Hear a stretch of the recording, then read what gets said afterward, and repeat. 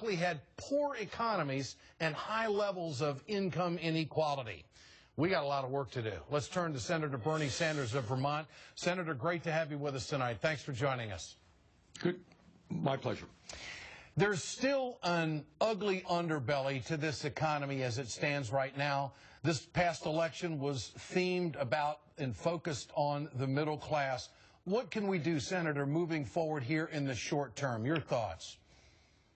Well, first of all, Ed, we have to do exactly what you are doing now and focus on an issue that gets very, very little attention.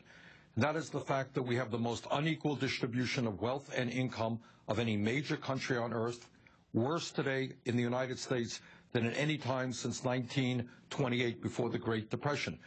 Ed, from a moral perspective, we have to ask ourselves whether we think it is acceptable that the top 1% owns 35% of the wealth in America, when the bottom 60% owns 2.3% of the wealth.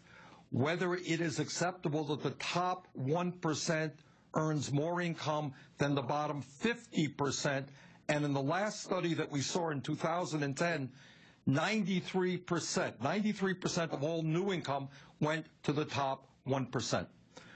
Is that the kind of country that we feel comfortable living in? I don't think so. I don't think the American people believe that, and I think that's what this election was all about. I mean, when you look at it, middle-class families earned more in 1996 than today. I mean, it's absolutely amazing. The middle class are still asked to share the sacrifice with the cuts to the big three. That's right. We have to grab this conversation. That's exactly right. And Ed, what this is also about, it's not only morality and fairness, it is about politics. Because what do you think the big money folks are doing? The big corporations who are enjoying record-breaking profits, the wealthiest people doing phenomenally well. They're not sitting on their money. They're putting huge amounts of money into the political process so they get even more tax breaks, more ability to outsource our jobs, more ability to put their money in tax havens of the Cayman Islands. And then furthermore, it's not only a political issue, and it is an economic issue. And that is, if consumers do not have the money, if the middle class and working families do not have the income to spend, how are you going to create jobs? Well, that's the whole thing. Senator, your thoughts on what policies would reduce this wide gulf of income inequality?